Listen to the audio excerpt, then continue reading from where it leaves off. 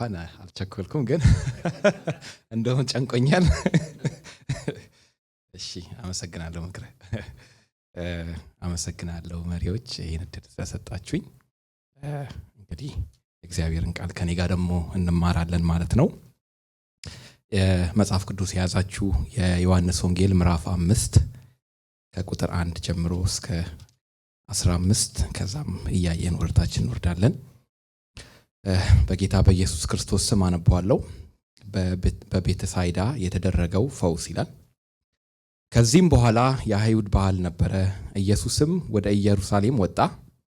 በኢየሩሳሌምም በበጎች በር አጠገብ 5 ባለመጠለያ መመላሻ የነበሯት በአረማይክ ቋንቋ ቤተሳይዳ የተባለች አንዲት መጠመቂያ አለች።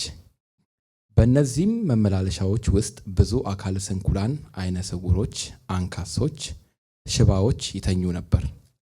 የውሃውንም መንቀሳቀስ እየተጠባበቁ አልፎ አልፎ የጌታ መልአክ ወርዶ ውሃውን በሚያናውጥበት ጊዜ ቀድሞ ወደ ውሃው መጠመቂያይቱ የገባ ካደረበት ማንኛውም በሽታ ይፈወስ ነበር። በዚያም ለ38 ዓመት ሕመምተኛ ሆኖ የኖረ አንድ ሰው ነበረ። ኢየሱስም ይህን ሰው ተኝቶ ባየው ጊዜ ለብዙ ጊዜ በዚህ ሁኔታ እንደነበር አውቆ ልትድን ትፈልጋለህን? አለው። ሕመምተኛውም መልሶ ጌታዬ፣ ውሃው በሚናወጥበት ጊዜ ወደ መጥመቂያይቱ የሚያወርደኝ ሰው የለኝም፣ ለመግባትም ስሞክር ሌላው ይቀድመኛል አለው። ኢየሱስም ተነስ፣ መተኛን ተሸክመ ሂድ አለው። ሰውየውም ወዲያው ተፈወሰ፣ መተኛውንም ተሸክሞ ሄደ። ይህም የሆነው በሰንበት ቀን ነበር። አይሁድም የተፈወሰውን ሰው ሰንበት ስለሆነ መተኛህን እንድትሸከም ሕጉ አይፈቅድልህም አሉት። እርሱ ግን ያ የፈወሰኝ ሰው መተኛን ተሸክመ ሂድ ብሎኛል ሲል መለሰላቸው። እነርሱም መተኛን ተሸክመ ሂድ ያለ እርሱ ማን ነው ብለው ጠየቁት። ኢየሱስም ፈቀቅ ብሎ ወደ ሕዝቡ መካከል ገብቶ ስለነበር ሰውየው ማን እንደፈወሰው አላወቀም። ከዚህም በኋላ ኢየሱስ ያን ሰው በቤተ መቅደስ አግኝቶ እነሆ ተፈውሰሃል፣ ከእንግዲህ ግን ኃጢአትን አትስራ፣ ያለዚህ ከዚህ የባሰ ይደርስብሃል አለው። ሰውየውም የፈወሰው ኢየሱስ መሆኑን ሄዶ ለአይሁድ ነገራቸው ይላል። ሃሌሉያ። እሺ እንጸልያለን። አምላካችን እግዚአብሔር ሆይ እናመሰግንሃለን። አንተ ታላቅ አምላክ ስለሆንክ አምልኮ ማንነት የሆነ አምልኮን የምትቀበል፣ ምስጋና ማንነት የሆነ ምስጋናን የምትቀበል እጅግ የተመሰገንክ እጅግ የተባረክ አምላክ እናመሰግንሃለን። እግዚአብሔር ሆይ አንተን ለማወቅ አንተን ለማምለክ እድልን ስላገኘን ምሕረትን ቸርነትን ካንተ ስለተቀበልን እናመሰግንሃለን። ጌታ ሆይ በፊትህ ደግሞ አለን ቃልን እንድታስተምረን እግዚአብሔር ሆይ ዛሬ ደግሞ በልባችን ላይ እንድታነቃልን እንድታበራልን ጌታ ሆይ ቅዱስ መንፈስህ ኢሉሚኔሽንን እንዲሰጠን በጌታ በኢየሱስ ስም እንለምንሃለን። እናመሰግንሃለን በጌታችን በኢየሱስ ስም። እንዴት ናቸው? ሰላም ነው? ምሳ ጥሩ ነበር? ምክረ ሁሌ እንደዛ ይላል። ያ ስላየኋችሁ ደስ ብሎኛል። ያው ከረጅም ጊዜ ነው ኋላ ወደዚህ ቦታ የመጣሁት። በዓመት አንዴ ያው ቢያንስ ይሰጠኛል እድል። አመሰግናለሁ መሪዎች። ዛሬ እንድንማር የፈለኩት ያው 3 ነገሮች ላይ ሞር ፎከስ አድርጌ ያወራለሁ። አንደኛው ዘ ኢንቫሊድ ማን ይለዋል በእንግሊዘኛው። ዘ ኢንቫሊድ ማን ብሎ ነው የሚጀምረው የ38 ዓመት ሽባ የነበረውን ሰውዬ። ሁለተኛ ዘ ሪሊጂየስ ሊደርስ ወይም እነዚህ ፈሪሳውያን አይሁዶች፣ ያው ብዙ ጊዜ አይሁዶች ሲባል ወገኞቹ ሕጉን የሚያጠብቁትን ነው። ሶስተኛው ደግሞ ኢየሱስ ክርስቶስ እናያለን ማለት ነውና ዲስፕሌይ አደርግልኛል።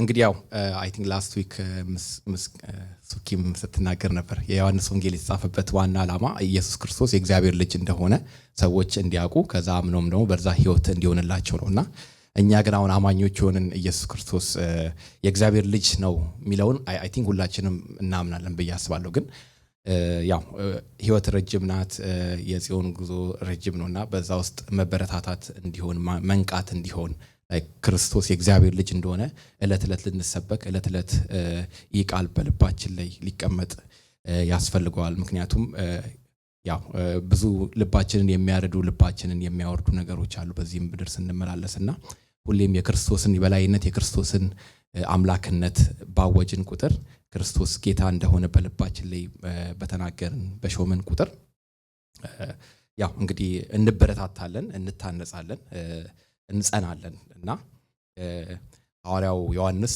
እንግዲህ ይህን መጽሐፍ ከ70 ኤዲ በኋላ የጻፈው ከ70 ኤዲ እስከ 1998 ኤዲ ብለው ያምናሉ። አንዳንዶች እዚህ ላይ አሁን ምዕራፍ 5 ላይ አለች የሚለውን ባለ 5 መጠለያ መመለሻ የነበሯት ቤተሳይዳ የተባለች አንዲት መጠመቂያ አለች የሚለውን ይወስዱና ከ70 ኤዲ ላይክ ቴምፕሉ ከመፍረሱ በፊት የተጻፈ ነው ብለውም የሚናገሩ አሉ። ግን አብዛኞች የሚያምኑት ከ70 ኤዲ በኋላ እስከ 19 ኤዲ ባለው ጊዜ ውስጥ የተጻፈ ነው እና የተጻፈውም ለግሪኮች ወይም ግሪኮ ሮማን ለነበሩ ሰዎች በኤፌሶን እና በዛ አካባቢ ለነበሩ ሰዎች የተጻፈ ነው። እርሱም ክርስቶስ የእግዚአብሔር ልጅ ነው የሚለውን ለማስረገጥ ያው 7 ምልክቶችን ወስዶ የተለያዩ ምልክቶችን ይሄ ሶስተኛው ምልክት ነው እዚህ ላይ የምናየውና ያው ዋና ሐሳቡ እሱ ነው። ግን እኔ ከሱ ሐሳብ ውጪ እዚህ ጀስ ምዕራፍ 5 ላይ ያለውን ነው አተኩሬ ማውራት እንፈልገው። ቁጥር 1 ላይ እንግዲህ ምን ይላል? ከዚህም በኋላ የአይሁድ በዓል ነበረ፣ ኢየሱስም ወደ ኢየሩሳሌም ወጣ ይላል። የአይሁድ በዓል ነበር ይላል ዮሐንስ። በዮሐንስ ወንጌል መጽሐፎች ላይ አይ ቲንክ 3 በዓላቶችን በስፋት ገልጾ እናያለን። አንደኛው የፋሲካ የሚባለው ነው። ምዕራፍ 2 ላይ እንደውም ቤተክርስቲያን ሄዶ ሲያጠራ እናያለን። ከዛ ማለፍ ብለን ኢቭን ክሩሲፊኬሽን ላይ ፓስኦቨር ነበር ራይት ያኔም ነበረ። እንዘን የዳስ በዓል ደግሞ አለ ምዕራፍ 7 ላይ ሄደን ስናይ ማንም የተጠማ ብሎ የሚናገርበት ማለት ነውና እነዚህ በጣም ይናገራል። እዚህ ላይ ያለው የአይሁድ በዓል ደግሞ እንግዲህ አንዳንድ ስኮላሮች ምን ይላሉ? ምናልባት ይሄ the feast of the weeks የሚባለው ወይም ደግሞ የበዓለ ሃምሳ የሚባለው ነው ብለው ይናገራሉ። ምክንያቱም ምዕራፍ 2 ላይ ያኛው ፓስኦቨር ነበር። ከዛ በኋላ ከ50 ቀን በኋላ ነው ይሄኛው የሚከበረውና ሜቢ እሱኛው ነው ብለው ይናገራሉ። እና ምንድነው ሌላው እግዚአብሔር ከአይሁድ በዓላት በ3ቱ ላይ ወንዶች በፊቱ በተቀደሰ ቦታ እሱ በመረጠው ቦታ እንዲቀርቡ ይፈልግ ነበር እና ብዙ ጊዜ የተመረጠው ቦታ የተቀደሰ ቦታ የሚባለው ኢየሩሳሌም ነውና ፒልግሪሜጅ ያደርጉ ነበር። ይሄ ሃይማኖታዊ ጉዞ ያደርጉ ነበርና ምናልባት ኢየሱስ ያንን ሃይማኖታዊ ጉዞ ለመፈጸም ወደ ኢየሩሳሌም እየሄደ ነው ብለው ይናገራሉ፣ ይተነትናሉ። እና በዚህ ጊዜ እንግዲህ በእነዚህ 3 በዓላት ላይ በጣም በብዙ ሰው ነው ምናልባትም ከ500,000 ሰው ላይ እንደውም ጆሴፈስ የሚባለው የታሪክ ጸሐፊ እስከ 2 ሚሊዮን ድረስ ብለዋል። አይሁድ ኖርማሊ ከ80,000 እስከ 100,000 ሰው ነው የምትይዘው። በጣም ኤግዛጀሬትድ የሆነ ነምበር ነው ይላሉ አንዳንድ ስኮላሮች። እና ግን ብቻ የሆነ በ100,000 የሚቆጠሩ ሰዎች ይጎርፉ ነበር እነዚህን ፊስቶች እነዚህን በዓላት ለማክበር እና እንግዲህ በዚህ የአይሁድ በዓል ነው ያው በግልጽ አልተነገረም እንዳልኳችሁ። ምናልባት የበዓለ ሃምሳው ፊስት ኦፍ ዘ ዊክስ ሊሆን ይችላል ተብሎ ነው የሚታመነውና ኢየሱስ ክርስቶስ በዚህ በዓል ጊዜ ወደ ምን ወጣ ይላል? ወደ ኢየሩሳሌም ወጣ ይላል። እና በኢየሩሳሌም ምን ነበር ይላል? በበጎች በር አጠገብ 5 ባለመጠለያ መመለሻዎች የነበሯት በአረማይክ ቋንቋ ቤተሳይዳ የተባለች አንዲት መጠመቂያ አለች ይላል። ሜቢ እዛ ጋ የምታዩት ማለት ሳውዘርን ፑል ኤንድ ኖርዘርን ፑል የሚባለው ነው። እዛ እዚህ ጋ የምታዩት የበጎች በር ናት። እና እዚህ ሁለቱ ሳውዘርን ኤንድ ኖርዘርን ፑል ውስጥ ያው አይሁዶች ለውሃ መጠጫ እንደ ሪዘርቪየር ውሃ ለማጠራቀም በተለያየ ስቴጅ ነው እነዚህን ሁለቱን የቆፈሯቸው ወይም ቢውል ያደረጓቸው። እና ምንድነው ኖርማሊ ዝናብ ሲዘንብ ናቹራሊ በራኖፍ ይመጣና እዛ ይሰዋ እንትን ያደርጋል ይጠራቀማል ማለት ነው። እና ይሄ መሀል ያለው ዘ ፊፍዝ ፖርች ወይም ዘ ፊፍዝ ፖርቲኮ የሚለው ይሄ 5 መመላለሻዎች የሚለው እዛ ጋር ኮለኖች አሉ፣ ላይክ 5 ኮለኖች አሉ። እና መሀል ላይ ወል አለ ሁለቱን ፑሎች ለመለየት ማለት ነው። the northern pool and the southern pool የሚለውን ለመለየት ነውና በአርኪኦሎጂ ተቆፍሮ ይሄ ቦታ ተረጋግጧል። አሁን ዮሐንስ እዚህ ላይ የሚጽፋቸው ነገሮች በሙሉ በአርኪኦሎጂ ተቆፍረው ተረጋግጧል መገኘታቸው ምናምን ማለት ነው። እና እንዳልኳችሁ በዚህ ቦታ ላይ በጣም ብዙ ሰዎች ስለሚመጡ እነዚህ አካለ ስንኩላን፣ አይነ ስውሮች፣ ሽባዎች ይተኙ ነበር እዛ ፖርች ውስጥ ማለት ነው። የሚተኙበት ምክንያት ሁለት ነገር ነው። አንደኛው ብዙ ሰዎች ስለሚመጡ ምጽዋት ከሰዎች ለመቀበል ነው። በዛ ነው የሚተዳደሩት። ሁለተኛው ደግሞ እዛ ፑሎች አሉ። እነዚህ ፑሎች ውስጥ at some point ምን ይሆናል እንደ ናቹራል ስፕሪንግ ውሃው እንትን ያደርጋል ይፈልቃል።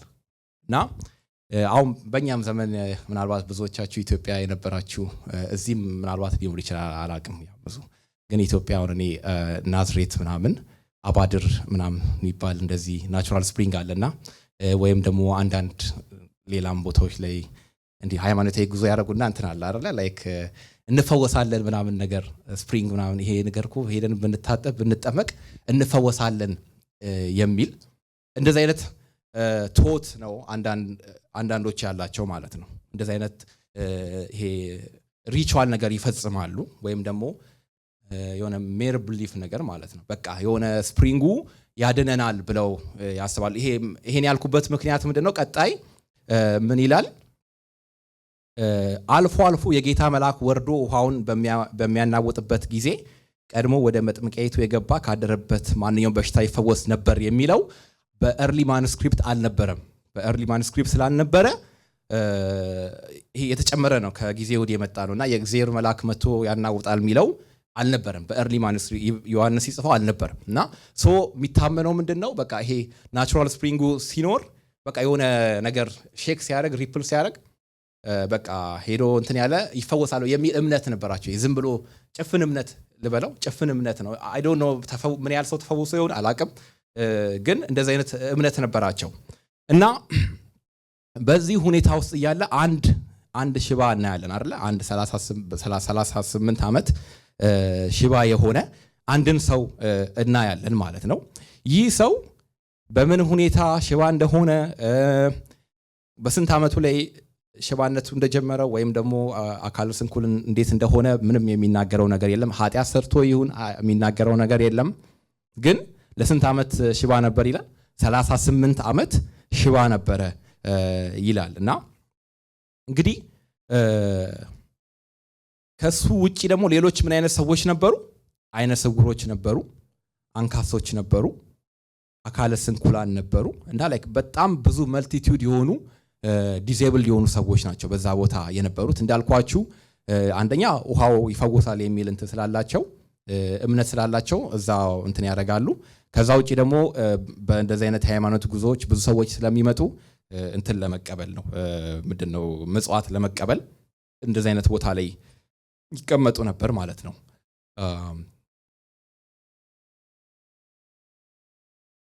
ኢየሱስም ይህን ሰው ተኝቶ ባገኘው ጊዜ ለብዙ ጊዜ በዚህ ሁኔታ እንደነበር አውቆ ልትድን ትፈልጋለህን አለው ይላል። እንግዲህ ኢየሱስ እንዳልኳችሁ ለዚህ ሃይማኖታዊ ጉዞ ወደዛ ቦታ ሄዷል፣ በዛ በኩልም አልፏል። እንግዲህ ለምን በዛ ስፔሲፊክ ቦታ ለምን አለፈ የሚለውን እንግዲህ አንዳንድ እንትኖች ሳይ ምናልባት ኢየሱስ ምልክቶችን እያደረገ ማንነቱን ይገልጥ ነበራል፣ አምላክነቱን ክብሩን ይገልጥ ነበርና እንደዚህ አይነት ቦታዎችን ፈልጓል። ያው የችግር ያለባቸው ሰዎች፣ ኢሹ ያለባቸው ሰዎች፣ በተለያየ ሰርከምስታንስ ያሉ ሰዎች ጋር መሄድን ፈልጓል ይላል። ኢየሱስም ይህን ሰው ተኝቶ ባገኘው ጊዜ ለብዙ ጊዜ በዚህ ሁኔታ እንደነበር አውቆ ይላል አይደለ? የእግዚአብሔር የክርስቶስን ምንነት ይናገራል እዚህ ጋር፣ ሁሉን አዋቂነት አይደለ? ሁሉን የሚችል ሁሉን የሚያውቅ አምላክ መሆኑን ይናገራልና ለብዙ ጊዜ በዚህ ሁኔታ እንደነበር አውቆ ልትድን ትፈልጋለህን አለው ይላል። ሕመምተኛውን መልሶ ጌታዬ ውሃው በሚናወጥበት ጊዜ ወደ መጥመቂያይቱ የሚያወርደኝ ሰው የለኝም፣ ለመግባትም ስሞክር ሌላው ይቀድመኛል አለው። እንግዲህ አያቸዋ የሰውየውን እምነት። ሰውየው ስቲል እምነቱ ያለው ምኑ ላይ ነው? የውሃው የማዳን ኃይል ላይ ወይም the healing power of the water ላይ ወይም ስፕሪንግ ላይ ያለውና የሚያነጋግረው ሰው ማን እንደሆነ አላወቀም ነበረ። ኢየሱስም ተነስ፣ መተኛን ተሸክመ ሂድ አለው። ሰውየውም ወዲያው ተፈወሰ፣ መተኛውንም ተሸክሞ ሄደ ይላል። አሜን። ኢየሱስ ምን አለው ይላል? ተነስ አለው። ዮሐንስ ወንጌል ምዕራፍ 1 ላይ ስናይ ምን ነበር ይላል? ቃል ነበር ይላል አይደለ? ቃልም በእግዚአብሔር ዘንድ ነበረ ይላል። ከዛ ቃልም እግዚአብሔር ነበር ይላል። ወደ ታች ወርዶ ምን ይላል? ቃልም ስጋን ለብሶ በሰዎች መካከል ተገለጠ። ይህም ቃል ምን ነበረ? full of glory and full of grace ነበር አይደለ? ጸጋን የተሞላ ነበር፣ እውነትን የተሞላ ነበር። እዚህ ጋር የምናየው ይሄን ነው ማለት ነው። የእግዚአብሔር ቃል የሆነው ክርስቶስ ቃልን ሲያወጣ እናያለን። የእግዚአብሔር ቃል የሆነው ክርስቶስ በስልጣን ሲናገር እናያለን። የእግዚአብሔርን ምን አየን? መልካምነት አይደል? የእግዚአብሔር ግሬስ ፋይንድ ሲያደርገው እናያለን ማለት ነው። እና እዚህ ጋር ቆሜ አንድ ነገር መናገር ፈልጋለሁ። እንግዲህ በዚህ ቦታ ላይ ብዙ የታመሙ ሰዎች አሉ። ብዙ ችግር ያለባቸው፣ ብዙ ጥያቄ ያለባቸው ሰዎች አሉ። ኢየሱስ ክርስቶስ ግን ሄደው ወደ አንዱ ነው። ኢየሱስ ክርስቶስ የፈወሰው አንዱን ነው። ምናልባት ሌሎችን ፈውሶ ሊሆን ይችላል። ዮሐንስ ወንጌል ግን የሚነግረን አንድ ሰውን እንደፈወሰ ነው። እና የእግዚአብሔር ሉዓላዊ ጸጋ እናያለናል።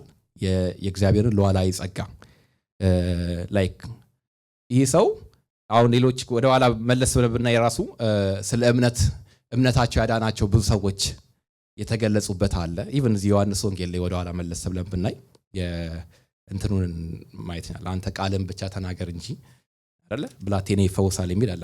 ምዕራፍ 4 ሌላችሁ ብታዩ አለና ይህ ሰው እምነት የለውም። ኢንፋክት ክርስቶስንም አያውቅም። ሲጠይቀውም ልትድን ትፈልጋለህም ሲለው ምንድን ነው ያለው? ማንም ይወስደኝ የለም ረዳት የለኝም ነው ያለው። የነበረበት ሲቹዌሽን ግን በጣም በጣም በጣም አስቸጋሪ ነው፣ የሚያሳዝን ነበር። 38 ዓመት እንደውም አንዳንድ ስኮላሮች ይህን 38 ዓመት ወስደው ከሪሌት ያደርጋሉ ከአይሁድ ጋር። ዘዳግም ምዕራፍ 2 ቁጥር 14 ላይ ሄዳችሁ ስታዩ ከቃዴስ በርኔ እስከ ዘሬድ ቫሊ ኦር ሸለቆ ድረስ ያለውን 38 ዓመት ያለ ሄልፕለስ የነበሩበትን ያንን ሲቹዌሽን ዝም ብሎ መዞር፣ ዝም ብሎ መባከን ዊዛውት ዴሊቨረር ማለት ነው፣ ነፃ የሚያወጣቸው አካል የሌለበትን ያንን ጊዜ ሪሌት ያደርጋሉና ይሄ የሚያሳየው የእስራኤልን ሄልፕለስነስ ወይም ደግሞ ይሄ ስፒሪቹዋሊ የሚረዳቸው ሰው ያለመኖሩን የሚገልጽ አመላካች ነው ይላሉ። እና ይህ ሰው እንደዚህ አይነት ሁኔታ ውስጥ ነበረ። ላይክ በቃ ሄልፕለስ ነበረ።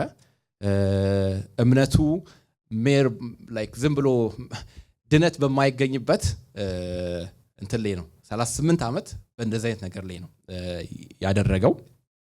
በመጨረሻ ግን የሚያድን እውነተኛው ኃይል ተገለጠ። የሚያድነው እውነተኛው መለኮት ተገለጠ። ሃሌሉያ። እና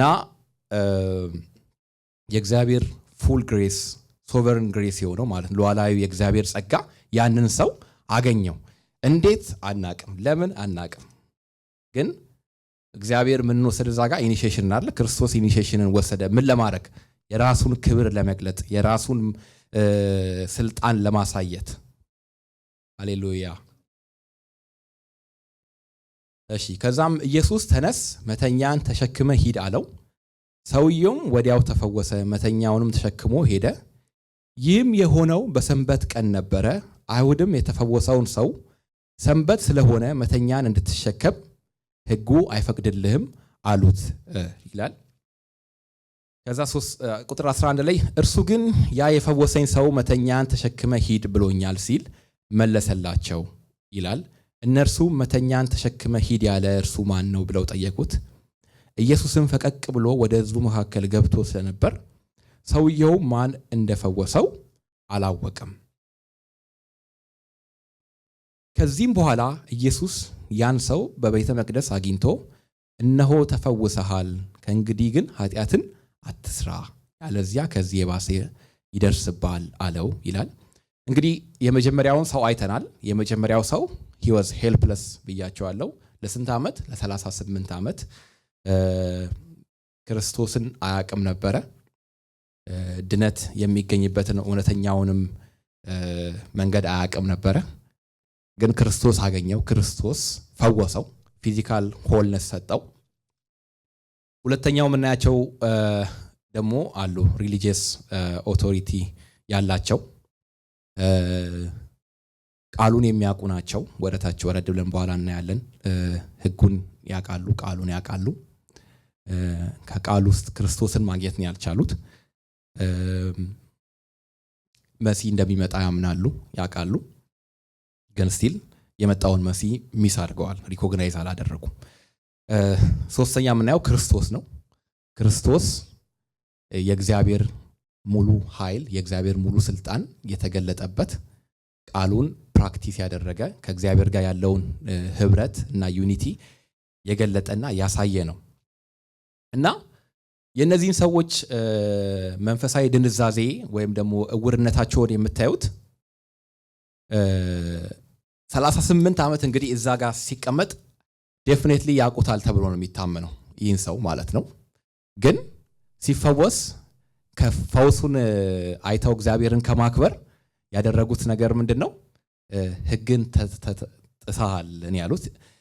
እንደውም የሚገርማችሁ በሰንበት ቀን መሸከም አትችልም የሚለውን እነሱ የጨመሩት ነው። ላይክ እንደውም ኢየሱስ ክርስቶስ እነዚህን ፈሪሳውያን ሲወቅሳቸው ማቴዎስ ወንጌል ምዕራፍ 15 ላይ ብናነብ ሄደን ምናልባት ተባበረኝ ሰው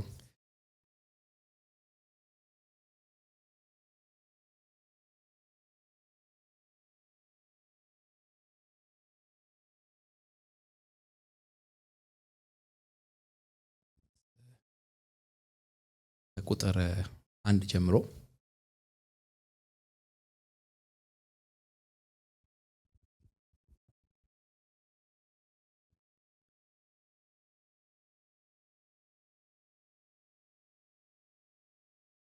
ማቴዎስ 15 ከዚያም ከኢየሩሳሌም የመጡ ፈሪሳውያን እና የኦሪት ሕግ መምህራን ወደ ኢየሱስ ቀርበው ደቀ መዛሙርት የአባቶችን ወግ የሚሽሩት ለምንድን ነው? ምግብ ሲበሉ እኮ እጃቸውን አይታጠቡም አሉት። ኢየሱስም እንዲህ ሲል መለሰላቸው፣ እናንተስ ለወጋችሁ ስትሉ የእግዚአብሔርን ትእዛዝ ለምን ትሽራላችሁ? እግዚአብሔር አባትንና እናትን አክብር፣ በአባቱ ወይም በእናቱ ላይ ክፉ ቃል የሚናገር ይገደል ብሎ ሲያዝ፣ እናንተ ግን ማንም ሰው አባቱን ወይም እናቱን ላደርግላችሁ የሚገባውን ማንኛውንም ነገር ለእግዚአብሔር መባ አድርጌ አቅርቤያለሁ ቢላቸው፣ አንድ ሰው ይህን ካደረገ ዘንድ አባቱን ወይም እናቱን አክብሯል ትላላችሁ። ስለዚህ ለወጋችሁ ብላችሁ የእግዚአብሔርን ቃል ትሽራላችሁ። እናንተ ግብዞች፣ ኢሳይያስ ስለ እናንተ እንዲህ ብሎ በትንቢት የተናገረው ትክክል ነው። ይህ ሕዝብ በከንፈሩ ያከብረኛል፣ ልቡ ግን ከኔ የራቀ ነው። በከንቱ ያመልኩኛል፣ ትምህርታቸውም የሰው ሥርዓት ነው። ሕዝቡ ወደ እርሱ ቀረብ እንዲሉ አድርጎ እንዲህ አላቸው። ተባረክ። ምን ይላቸዋል? ስለዚህ ለወጋችሁ ብላችሁ የእግዚአብሔርን ቃል ምን ታረጋላችሁ? ትሽራላችሁ አይደለ? ከዛ በትንቢተ ኢሳይያስም እንደተነገረው ይህ ሕዝብ በከንፈሩ ያከብረኛል፣ ልቡ ግን ምን ያለ ነው? ከኔ የራቀ ነው። በከንቱ ያመልኩኛል፣ ትምህርታቸውም የሰው ሥርዓት ነው።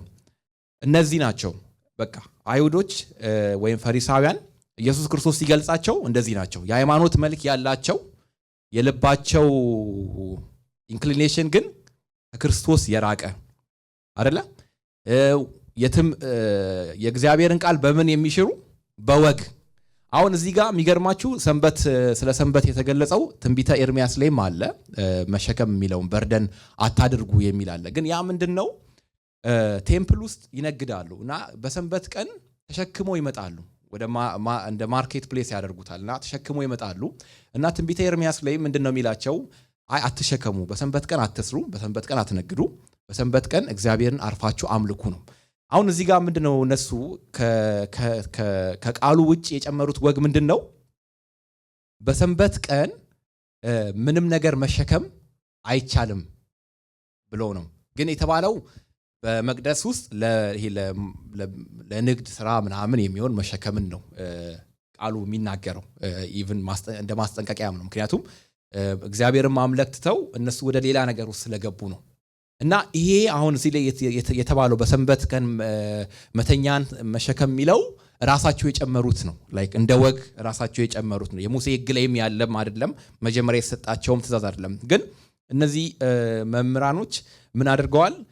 ከሰጣቸው ሕግ ውጪ ተጨማሪ ነገሮችን እየጨመሩ በሰው ላይ ምን አድርገዋል? በጣም አክብደውባቸዋል። አንድ እሱ ነው። ሁለተኛ ደግሞ ያንን ነገር ሰዎቹ ላይ ይጭናሉ እንጂ እነሱ ደግሞ ምን ያደርጉትም አይተገብሩትም ማለት ነው። ኢንፋክት የራሳቸውን ራይቸስነስም ነው ቢውልድ ያደረጉት። ላይክ በሰዎች ፊት ቀሚሳቸውን አስረዝመው ነው የሚሄዱት። ንግግራቸው በጣም ፕሮፌሽናል ነው። ሃይማኖት ላንጉዌጅ ያውቃሉ። አወጣት አገባባቸው በጣም እንትን ያሉ ናቸው፣ የተካኑ ናቸው። ህይወታቸው ግን ምን ያለ ነው? ከክርስቶስ የራቀ ነው፣ ከእግዚአብሔር የራቀ ነው። የሰዎችን ከበሬታ ይፈልጋሉ፣ ከሰዎች ክብርን ይፈልጋሉ። ግን እውነተኛ ክብር የሚገባውን እግዚአብሔርን ምን አያረጉም? አያከብሩም። ስለዚህ በእርግጥ እነዚህ ሰዎች እግዚአብሔርን ቢያውቁ ኖሮ በዚህ ቦታ ላይ የተደረገውን መለኮታዊ ታምራት ቢያዩ ኖሮ ማንን ያከብሩ ነበር? እግዚአብሔርን ያከብሩ ነበረ አይደለ? ግን የተፈወሰውን 38 ዓመት ሄልፕለስ የነበረውን ቢቻል መማለድ የሚገባቸው አይደለ? በጸሎት ቢማለዱለት ነፃ እንዲወጣ እንዲፈወስ አይደል? እንደውም ጄምስ ላይ እናያለናል። የታመመ ሰው ቢኖር አባቶች ሽማግሌዎች ሄደው ይጸልዩ አይደለ? ታሞም ከሆነ ይድናል፣ ኃጢአትም ሰርቶ ከሆነ ነፃ ይወጣል፣ ይሰረይለታል የሚልም አለ። እንግዲህ እነዚህ ሰዎች የሃይማኖት መምህራን ናቸው ብያቸዋለሁ፣ አባቶች ናቸው ብያለሁ። ስለዚህ ይህ ሰው እንደውም ምንድነው ማድረግ ያለባቸው? ወደ እግዚአብሔር መማለድ ነው ያለባቸው አይደለ? ግን ተፈውሰው ቢያዩት ምን አሉ? መተኛን ተሸክመ እንድትሄድ ማን ፈቀደልህ? እግዚአብሔርን ከማክበር መፈወሱን አይተው ከመደነቅ ይልቅ ምን አሉ? ጠየቁት ይላል። እና ኢየሱስም ፈቀቅ ብሎ ስለነበረ ሰውየው ምንም ሊናገር አልቻለም ይላል። ከዛ ግን ኢየሱስ ድጋሚ ምን አደረገው ይላል? ቤተ መቅደስ ውስጥ እዛም ቤተሳይዳ ላይ የሚያገኘው ማን ነው? ክርስቶስ። ቴምፕል ውስጥ የሚያገኘው ማን ነው? ራሱ ፈልጎ አገኘው። ሃሌሉያ። በነገራችን ላይ ቤተሳይዳ ማለት ሃውስ ኦፍ ሜርሲ የሚል ትርጓሜ ያለውና ምንድነው? የምህረት ቤት ማለት ነውና በዛ ቤተሳይዳ የተደረገው ነገር ምንድነው? ምህረት የተደረገለት ለዛ ሰው የእግዚአብሔር ምህረት ምን ሆነ? ተገለጠ። የእግዚአብሔር ሉዓላዊ ጸጋ ተገለጠ፣ ወይም የእግዚአብሔር ምህረት ተገለጠ ስንል ይህ ነው ማለት ነውና ይህ ሰው የሚገባው ነው አይደለም። ኢቭን እንዳልኳችሁ እምነትም ያለው ሰው አይደለም። ማመንም በቃ በክርስቶስን አያውቅም። በክርስቶስ የሚያልፈውን ፈውስ የማዳን ፈውስም አያውቅም። ግን የእግዚአብሔር ምህረት ነው የተገለጠው፣ የእግዚአብሔር ጸጋ ነው የተገለጠው። የእግዚአብሔር ጸጋ ነው እዛ ጋር የሚያገኘው። ድጋሚ ደግሞ በቤተ መቅደስ ውስጥ እግዚአብሔር ክርስቶስ ምን አደረገው ይላል? አገኘው ይላል። ከዛ በኋላ ምን አለው ይላል? ሙሉ መሆንን ሙሉ ሰው መሆኑን አይደለ? ተፈውሰዋል፣ ከእንግዲህ ኃጢአትን አትስራ አለው ይላል። እና አሁን ምንድነው አንዳንዶች አይ ምናልባት በድሮ ህይወቱ ኃጢአት ሰርቶ ሊሆን ይችላል ብለው ላይክ ሁሉንም ዲዚዝ ወይም ደግሞ ሁሉንም በሽታ ከኃጢአት ጋር የሚያገናኙ ሰዎች አሉ። ግን እንደዛ ብቻ መውሰድ የለብንም። በእርግጥ ኃጢአት ሰው ሲሰራ እግዚአብሔር ሰዎችን ለኃጢአታቸው ኮንሲኩዌንስን ሊያመጣ ይችላል። በበሽታ እግዚአብሔር ሊቀጣ ይችላል። እንደውም ጄምስ ላይ ቅድም የተናገርኩትም በእንደዚህ አይነት ሁኔታ ላሉም ሰዎች ነውና ኃጢአትም ሰርቶ ከሆነ ይፈወሳል፣ ይቅር ይባላል ይላልና እንደዛ ያደርጋል። ግን ይሄኛው ግን ኃጢአት ሰርቶ ነው የሚል ምንም የተገለጸልን ነገር የለም። ግን ከዚህ በኋላ ግን ኃጢአትን አትስራ አለው ይላል። ያው እንግዲህ ክርስቶስ አይ ቲንክ 2 ወይም 3 ቦታ ሌላም ቦታ ላይ እንደዚህ ከሳሾችሽ የታሉ የሚላትንም ኃጢአት አትስሪ ብሏት እናያለን። ሌላም ቦታ ላይ ኃጢአት ትሰራይል ብሎት ተፈወሰው በኋላ አይ ቲንክ ሜቢ ብሎት ይሆናል፣ አላውቅም፣ ይቅርታ። ግን ያው መናገር ስላለበት ነው ኃጢአትን አትስራ ሲለው እያለው ያለው ምንድነው? ከዚህ የባሰ ምናልባት አሁን ካለበት ሲቹዌሽን በምድር ላይ የባሰ ነገር ይደርስበታል ማለትም እኔ እንጃ። አይ ዶንት ኖ አይ ሚን ላይክ የነበረበት 38 ዓመት የነበረበት ሲቹዌሽን እኔ እንጃ። ከዛ የባሰ ነገር እንግዲህ የዘላለም ሞት ነው። ራይት እኔ እንግዲህ የተረዳሁት እንደዛ ነው። ኃጢአትን አትስራ ከዚህ የባሰ እንዳይበጣብ የሚለው ምናልባት የዘላለም ሞት ነው የሚል አይቻለሁ። እንደዛ አይነት ነገር ሜቢ እሱም ሊሆን ይችላል። የዘላለም ሞትም ሊሆን ይችላል፣ ወይም ደግሞ ከእግዚአብሔር የተለየ ህይወት ሊሆን ይችላል። ምክንያቱም የነበረበት ሲቹዌሽን እንጂ ከዚህ የባሰ የሚያስብል እኔ እንጃ በምድር ላይ እና good yeah so አለው በዚህ ሰዓት እንግዲህ ሰውየው የፈወሰው ማን እንደሆነ ተናገረ ይላል። ኢየሱስ እንደሆነ ተናገረ ይላል። ሃሌሉያ። ፈልጎ አገኘው። እኔ ያው እንግዲህ በዚህ የማመን ሰው ነኝ። እኔ ሶቨሪን ግሬስ በሚለው አምናለሁ። እግዚአብሔር ዲቫይን ኢኒሺዬቲቭ ወስዷል በሰዎች ህይወት ውስጥ። ሰዎችን ለማዳን እግዚአብሔር ዲቫይን ኢኒሺዬቲቭ ወስዷል እንጂ እኔ ፈልጌ ያገኘሁት አምላክ የለኝም። ፈልጎ ያገኘኝ አምላክ እንዳለኝ አውቃለሁና ለዚህም ደግሞ የሚገባውን ህይወት እኖራለሁ። ማለት እንዴት አገኘኝ? አሁን ያን ሰውዬ እንዴት አገኘው? እዛ ጋር አሁን ብዙ የታመሙ ሰዎች አሉ። በቃ ላይክ በጣም መልቲቲዩድ ነው ይላል እና ላይክ ከዛ ውስጥ ግን ፈልጎ አገኘው ያን ሰው። ዛሬ እኛም ደግሞ እዚህ ያለ ነው እንዴት ነው? እኛ አግኝተነው ነው ወይስ ክርስቶስ አግኝቶን ነው? እንግዲህ ያው ሀምብል ነው የምንሆነው አይደል? ያው አግኝቶን ነው እና ለዚህም የእግዚአብሔር ስም የተመሰገነ ይሁን። ሶስተኛ እንግዲህ የምናየው ሰው ማን ነው ብያቸዋለሁ? ክርስቶስ ኢየሱስ ነው። ሃሌሉያ። ክርስቶስ ምኑን ለመግለጥ ተጠቀመ ይሄንን ሳይን? እንግዲህ እንደ ዮሐንስ ወንጌል እንደጻፈልን ከሆነ መለኮታዊ ክብሩን መለኮታዊ ስልጣኑን ለመግለጥ ተጠቀመው ይሄንን ፈውስ ማለት ነው። እና ይሄንን ምልክት ይሄ ምልክት ክርስቶስ አምላክ እንደሆነ የክርስቶስን ስልጣን ጠቋሚ ነው። እና ወደታች ወረድ ብላችሁ እንግዲህ በሰንበት ነው የተደረገው ይሄ ነገር ብያቸዋለሁ። ከዛ እግዚአብሔር አባቴ ብሎ ያው ከእግዚአብሔር ጋር እኩል መሆኑን መለኮት መሆኑን ነገራቸው፣ ገለጸላቸው። ህይወትን የሚሰጥ መሆኑን ነገራቸው። የሚፈርድ መሆኑን ነገራቸው። ክብር የሚገባው መሆኑን ነገራቸው። በጣም እንድናተኩር የምፈልገው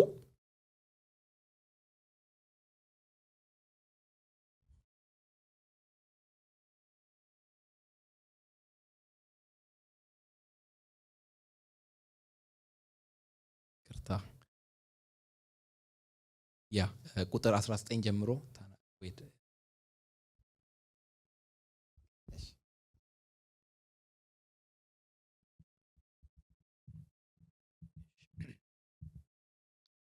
ኢየሱስም እንዲህ ሲል መለሰላቸው፣ እውነት እላችኋለሁ አብ ሲሰራ ያየውን ብቻ እንጂ ወልድ ከራሱ ምንም ሊያደርግ አይችልም። አብ የሚያደርገውን ሁሉ ወልድ ደግሞ ያደርጋልና። አብ ወልድን ስለሚወድ የሚያደርገውን ሁሉ ያሳየዋል፣ ትደነቁም ዘንድ ከነዚህም የሚበልጥ ነገር ያሳየዋል። ምክንያቱም አብ ሙታንን እንደሚያስነሳ ሕይወትንም እንደሚሰጥ ወልድም ደግሞ ለሕይወትን እንደሚሰጥ ወልድም ደግሞ ለሚፈቅደው ሁሉ ሕይወትን ይሰጣል። አብ በማንም ላይ አይፈርድም፣ ነገር ግን ፍርድን ሁሉ ለወልድ አሳልፎ ሰጥቶታል። ይኸውም ሁሉ አብን እንደሚያከብሩ ወልድን ያከብሩት ዘንድ ነው። ወልድን የማያከብር የላከውን አብንም አያከብርም። ቁጥር 19 ላይ ኢየሱስም እንዲህ ሲል መለሰላቸው፣ እውነት እላችኋለሁ አብ ሲሰራ ያየውን ብቻ እንጂ ወልድ ከራሱ ምንም ሊያደርግ አይችልም ይላል።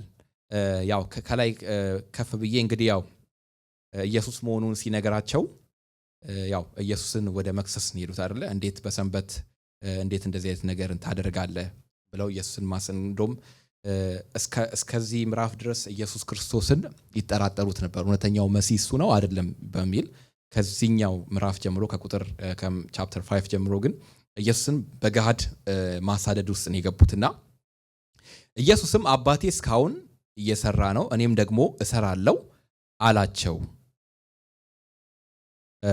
እና ያው እንግዲህ እግዚአብሔር አብ ይሰራል ስንል እንዴት ነው እስቲ የምትረዱት? ምናልባት እግዚአብሔር ይሰራል፣ አባቴ ይሰራል፣ እኔም እሰራለሁ ሲል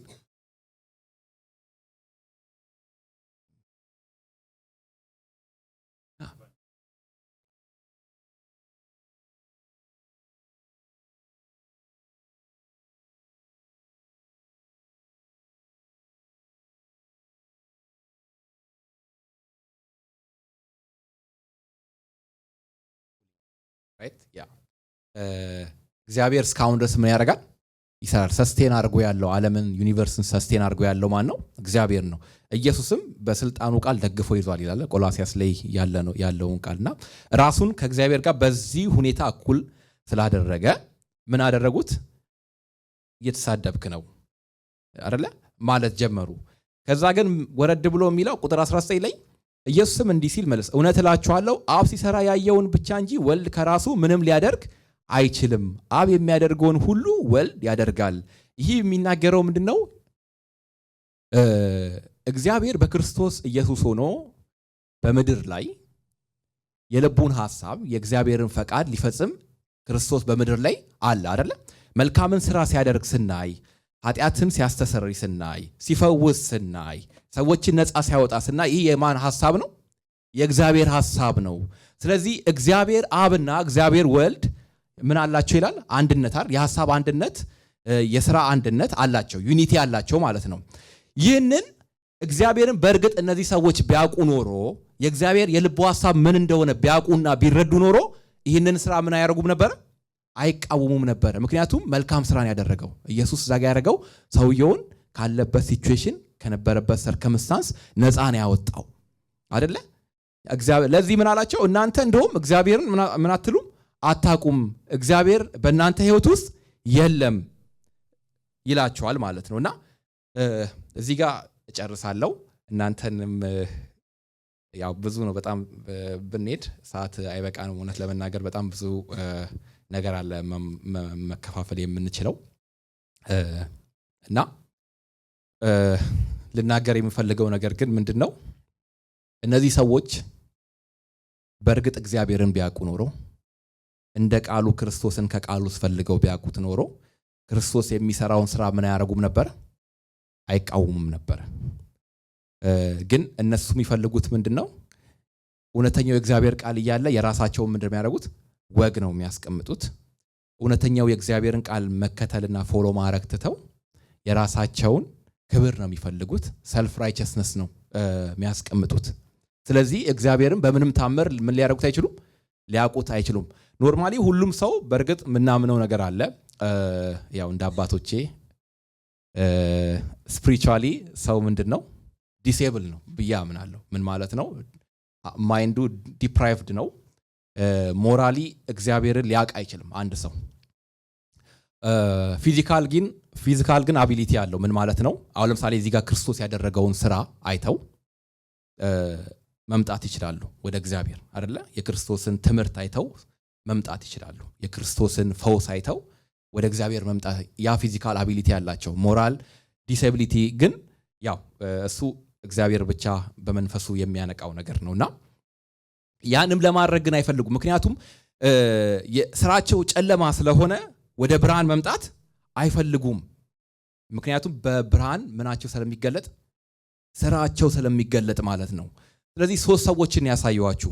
የመጀመሪያው ህይወት ሰልፍለስ ሄልፕለስ ኢቭን እግዚአብሔርን የማያውቅ ነው ብያቸዋለሁ። ግን የእግዚአብሔር ሶቨርን ግሬስ ተገለጠ። ኢኒሺዬሽኑን ማን ወሰደ? እግዚአብሔር ራሱ ክርስቶስ ወሰደ። ሁለተኛ እነዚህ ሰዎች ናቸው። ሶስተኛ ክርስቶስን ያየ ነው። መጠየቅ የምፈልገው የትኛው ከሁለቱ በተለይ ከሁለቱ ሰዎች የትኛው ናቸው? የክርስቶስን ስራ አይታችሁ ክርስቶስን የምታመልኩ የምታመሰግኑ፣ ወይስ የክርስቶስን ስራ አይታችሁ ይባስ ሪጀክት የምታደርጉ የሚለውን ሐሳብ ነው። ከዛ ውጪ እግዚአብሔር አሁንም ይሰራል። በምንም አይነት ሲቹዌሽን ውስጥ ሰዎች ቢመላለሱ የሚያድን የእግዚአብሔር ጸጋ አለ። አልፎ የሚሰራ እምነታችንን አልፎ የሚሰራ እንደውም ትንቢተ ኢሳይያስ ላይ ደግሞ እግዚአብሔርን በመተማመን የሚጠባበቁ ደግሞ ኃይላቸው ምን ያደርጋሉ? ያድሳሉ አይደለ? እንግዲህ እንደ አማኝ ክርስቶስን እንደሚያምን ክርስቶስ የእግዚአብሔር ልጅ ሆኖ እንደተገለጠ በምድር ላይ ዋክ እንዳደረገ ተመልሶም እንደሚመጣ እንደሚያምን አማኝ እግዚአብሔርን በመተማመን መኖር ይሁንልን። አሜን።